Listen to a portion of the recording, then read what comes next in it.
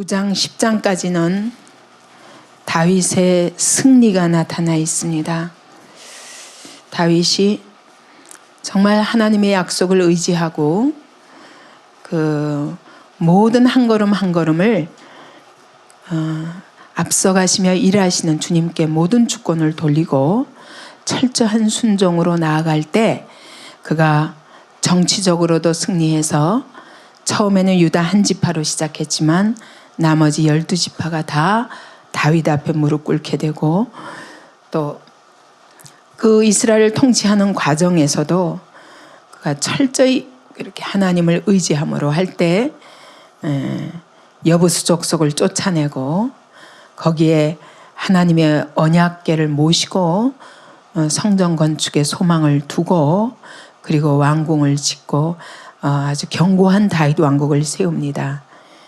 그럴 때 하나님께서 이 다윗을 통해서 가는 곳곳마다 승리하게 하십니다. 그래서 모든 열방이 다윗에게 무릎 꿇게 됩니다. 오늘도 마찬가지입니다. 우리가 하나님의 약속을 붙잡고 걸음걸음 순종하고 나아갈 때 하나님께서 우리의 모든 걸음에 영적 승리가 먼저 이루어지고 나면 그러면 다른 사람을 대해서 또 하나님의 방법으로 하나님이 나와 함께 하심을 드러내며 모든 사람들을 굴복시키게 됩니다. 그리고 뿐만 아니라 대적까지도 이스라엘을 대적하던 모든 대적들까지도 그들이 다 다윗 앞에 무릎 꿇게 하셔서 하나님의 나라를 왕성케 하십니다. 이것이 하나님의 방법이에요. 이 다윗 한 사람의 인생이지만 거기서 우리의 한 사람의 인생 속에서도 이게 그대로 적용될 수 있습니다. 다윗이 요나단과 맺은 언약 때문에 그 자손에 대해서 자기 아들처럼 그렇게 대접하게 됩니다. 그래서 정말 절뚝발이요, 정말 쓸모없는 그런 무비보셋이지만 그가 왕의 상에서 먹어서 왕자들과 똑같이 취급하는 겁니다. 그리고 아버지의 그 밭을 네게 다, 할아버지의 밭을 네게 다 주겠고, 그 얘기는 사울의 기업이 없어지지 않도록, 사울의 대가 끊기지 않도록. 참 굉장한 배려죠. 그러면서 너는 항상 내 상에서 먹을 직지니라. 여러분, 여기서 우리가 볼 수 있는 것은 다윗은 오실 예수 그리스도의 예표입니다. 이렇게 허물이 많은 다윗이라 할지라도 한번 요나단과 맺은 그런 사랑의 언약에 대해서 어떻게 철저히 지키는가 볼 수 있습니다. 여러분, 하물며 우리 주 예수 그리스도는 우리와 맺은 언약을 향해서 얼마나 신실하게 지키시는지, 우리가 무비보셋처럼 절뚝발이요 아무것도 쓸데없는 자라도 하나님이 예수 그리스도를 통해서 맺어주신 그 언약은 변치 않습니다. 그래서 반드시 우리를 그의 자녀처럼 대해주신다는 그런 하나님의 신실하신 언약을 우리가 여기서 그림자로 볼 수 있습니다. 암몬 자손이 왕이 죽고 그 아들이 대신 왕이 되니까 다윗이 그에게 보냈습니다. 신하들을 보내어서 이제 그는 조객을 보내면서 그 나라를 존중히 여긴 것입니다. 그런데 그들은 그것을 그대로 안 받고 다윗이 그 신복을 보내가지고 이 우리를 함락시키고자 함이니까 이 신복들을 다 잡아다가 수염을 깎고 옷을 딱 잘라서 벌거벗겨서 보내는 것입니다. 이런 모욕을 당하니까 다윗이 수염이 자라기까지 여기 들어오지 말라, 이런 모욕을 내가 그대로 못 받겠다, 그 얘기입니다. 전쟁이 나겠구나. 이제 암몬 자손이 그때부터 전쟁을 준비합니다.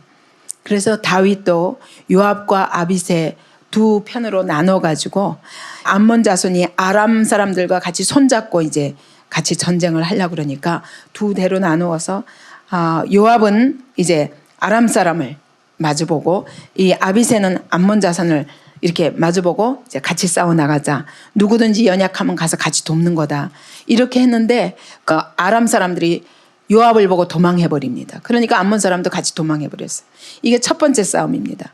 그러고는 이제 들어가서 우리가 패하였으니까 다시 한번 전열을 가다듬어 싸우자. 그래가지고 또 나왔습니다.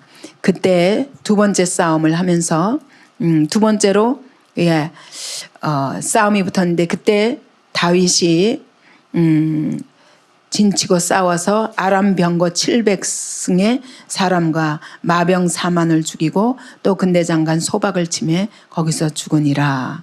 그래서 이들이 이스라엘 사람들 앞에 이제 굴복하게 됩니다. 그러면서 다시는 암몬 사람들과 손잡고 이제 싸우지 않습니다. 그러나 이때 암몬에 대해서는 완전한 싸움의 종교를 보지 못했습니다. 그랬는데 드디어 11장에 돌아와서 암몬 자손들이 이제 싸우게 되는데 이때 다윗은 여러분 암몬 자손한테 어떤 모욕을 당했습니까? 그랬으면 제가 이게 어떤 싸움인 줄 알고 앞으로 나아가서 암몬을 완전히 꺾어서 그 명예를 회복해야만 되는데 다윗이 벌써 마음이 부요해지기 시작하는 거예요. 내가 아람 사람도 쳤고 마병 4만을 죽이고 700승의 그런 병거를 다 쳐서 죽였으니 이제 너 암몬은 내 손 안에 있다. 아주 쉽게 생각한 거예요.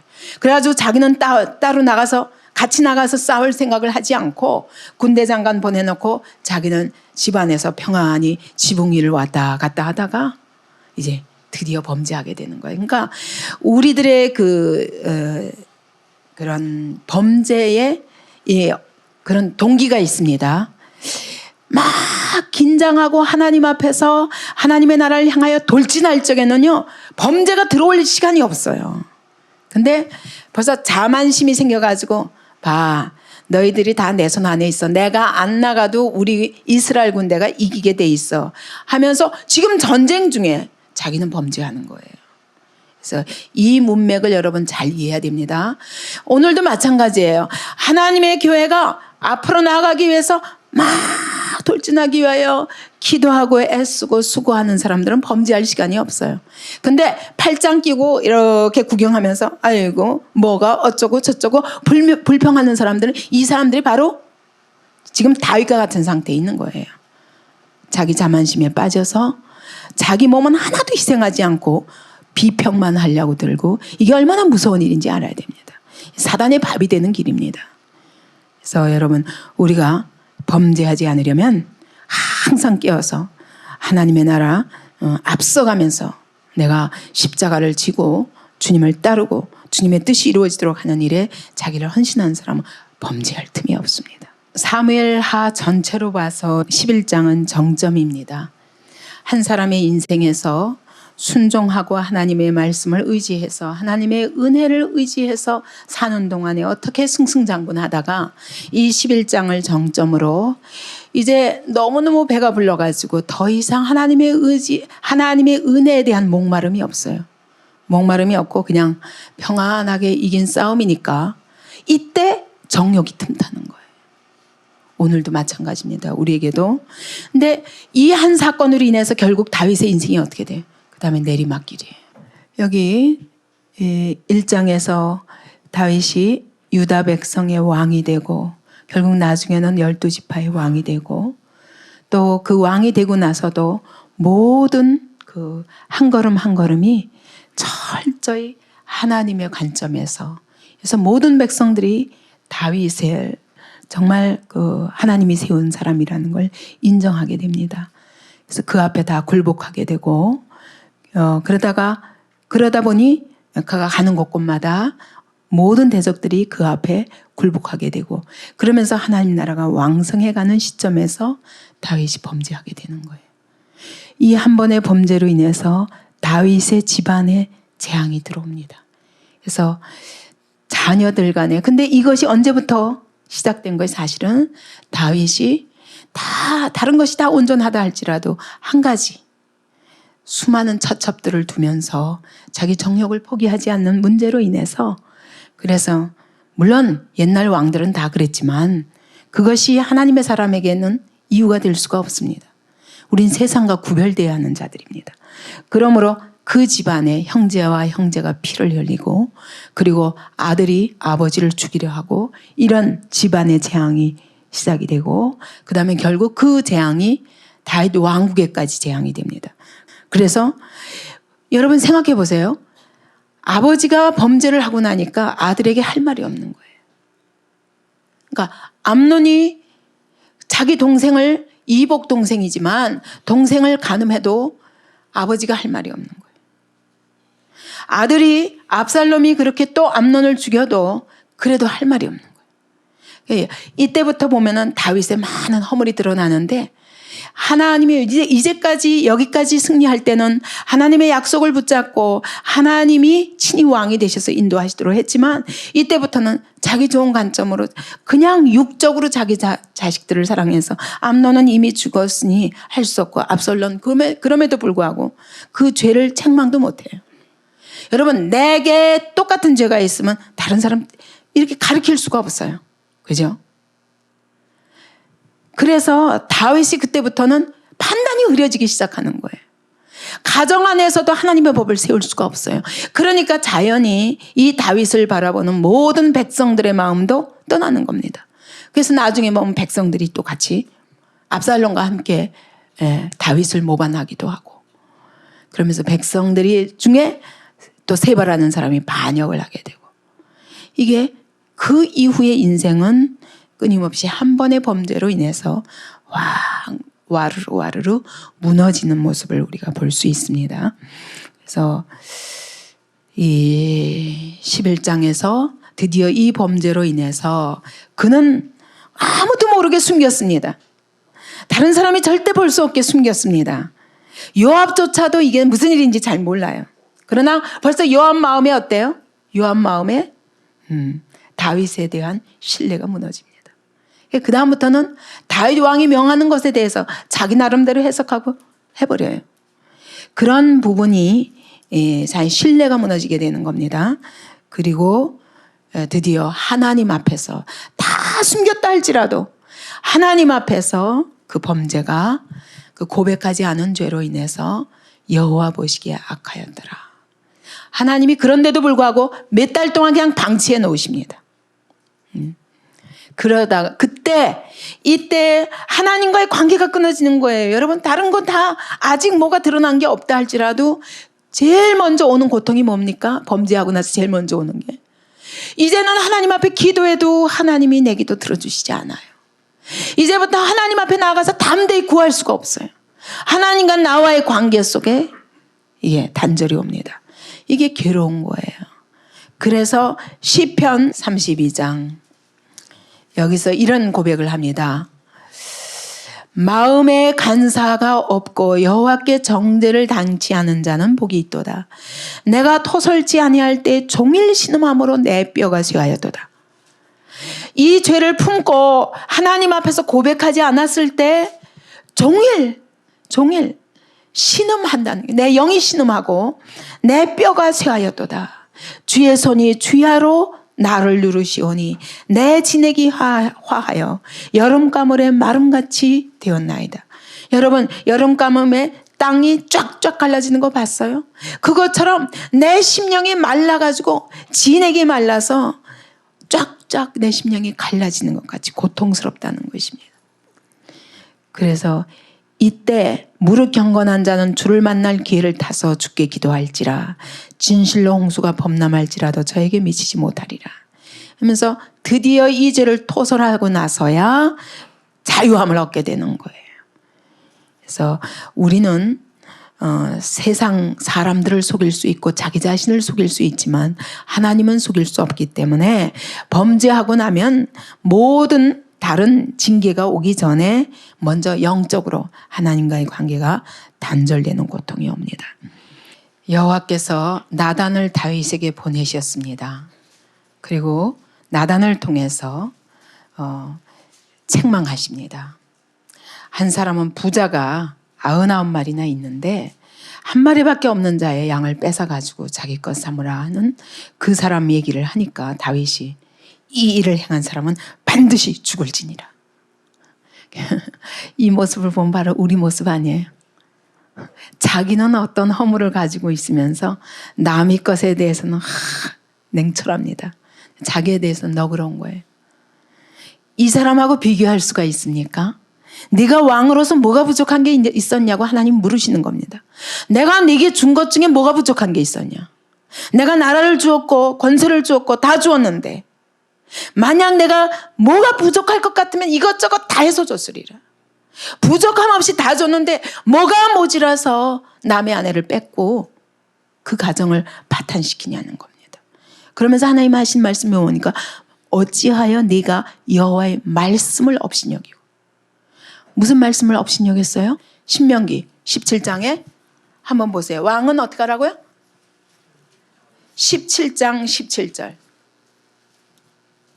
여러분, 성경의 1.1획도 없어지지 아니하리라 말씀하십니다.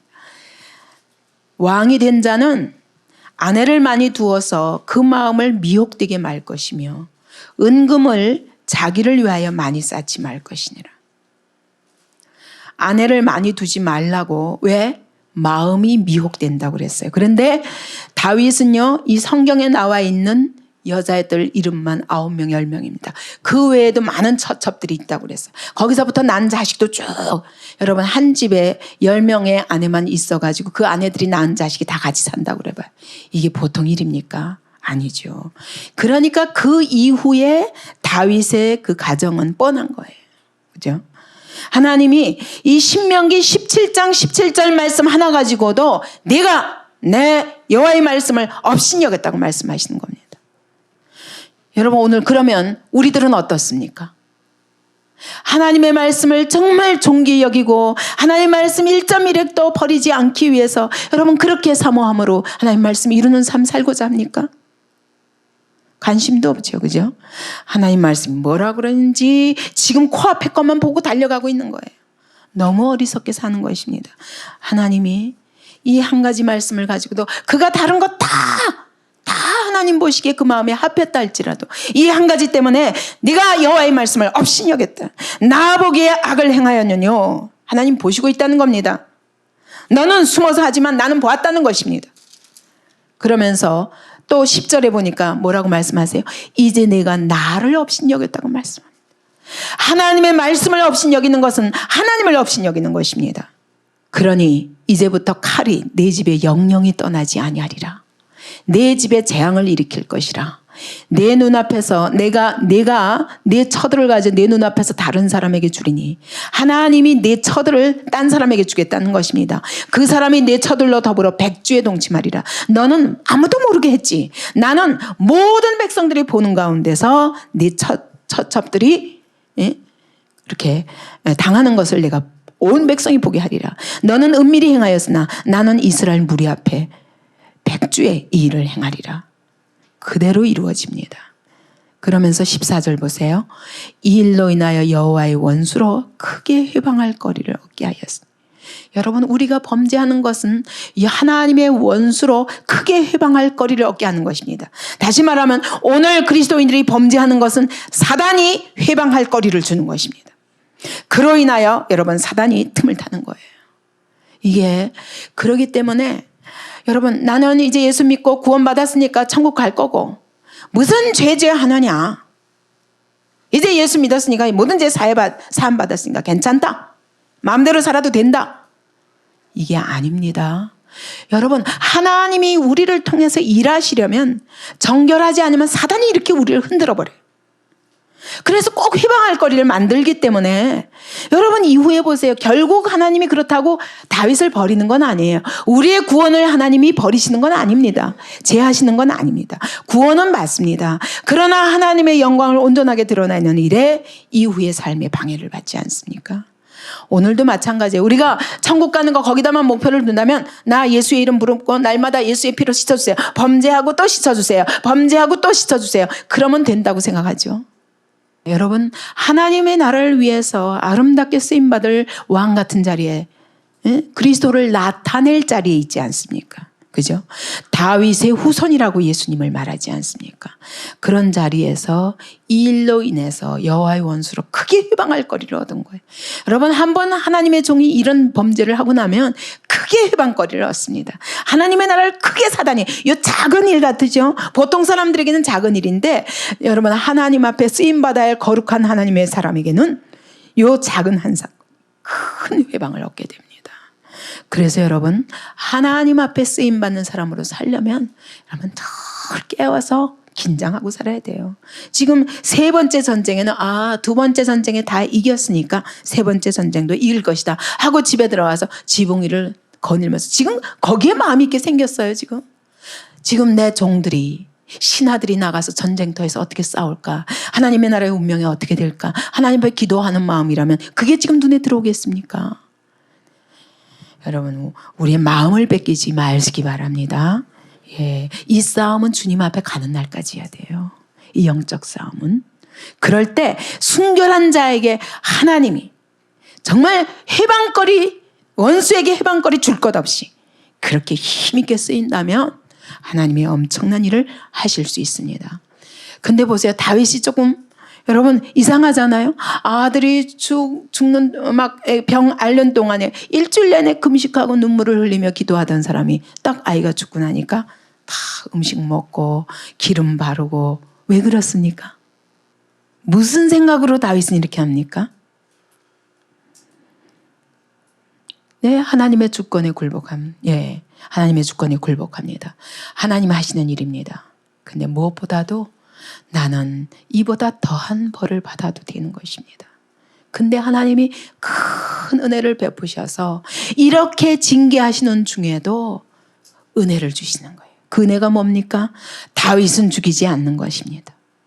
다윗에게 약속한 왕위는 흔들지 않으시는 겁니다.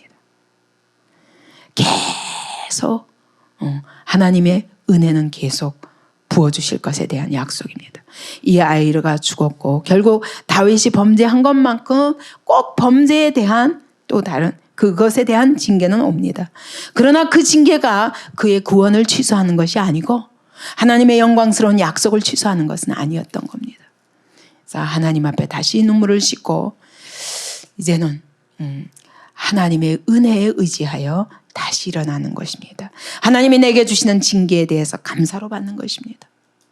이보다 더한 벌을 받아도 어쩔 수 없는 할 말이 없는 자이지만 하나님 감사합니다.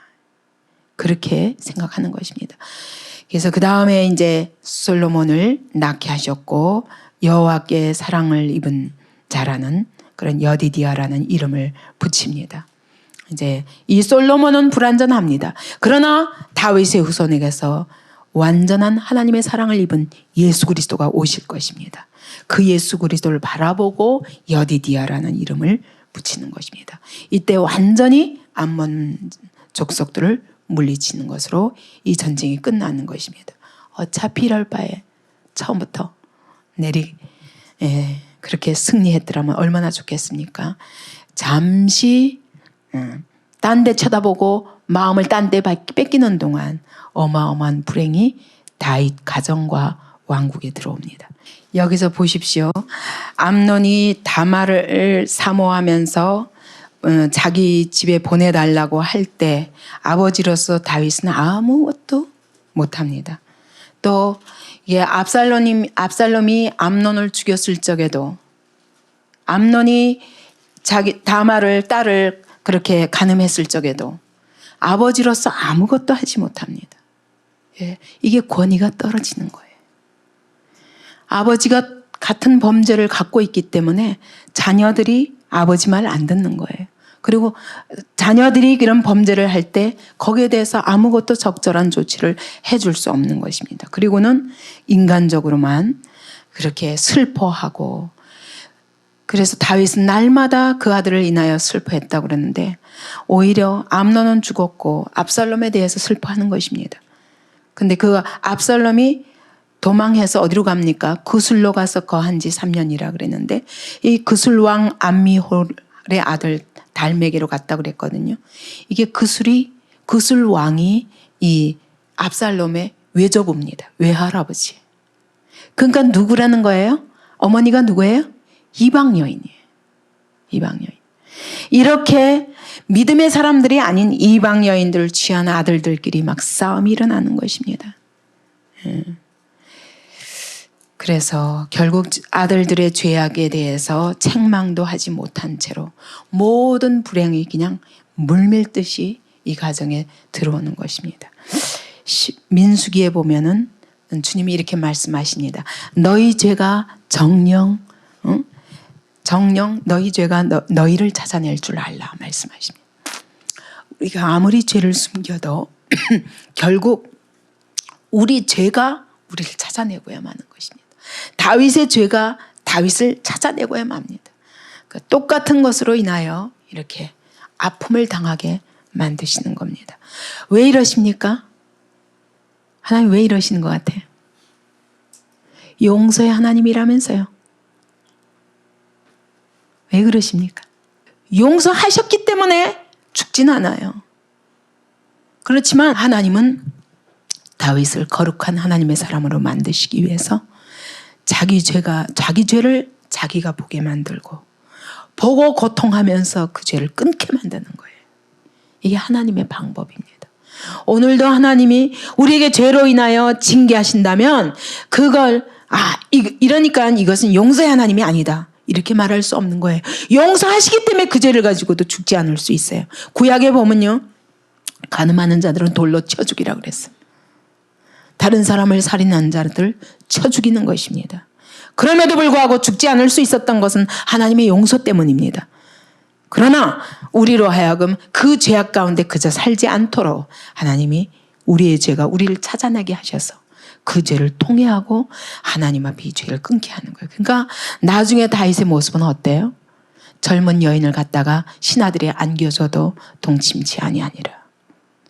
철저히 자기 죄로 인한 고통을 통해서 죄를 미워하게 되는 겁니다. 여러분, 죄가 미워져야 끊지. 죄를 내가 참고 이걸 지켜보리라 안 돼요. 죄가 미워져야 돼요. 그래서 이 죄가 미워지게 하기 위해서는 하나님이 우리에게 죄로 인한 징계를 맛보게 하시는 거예요.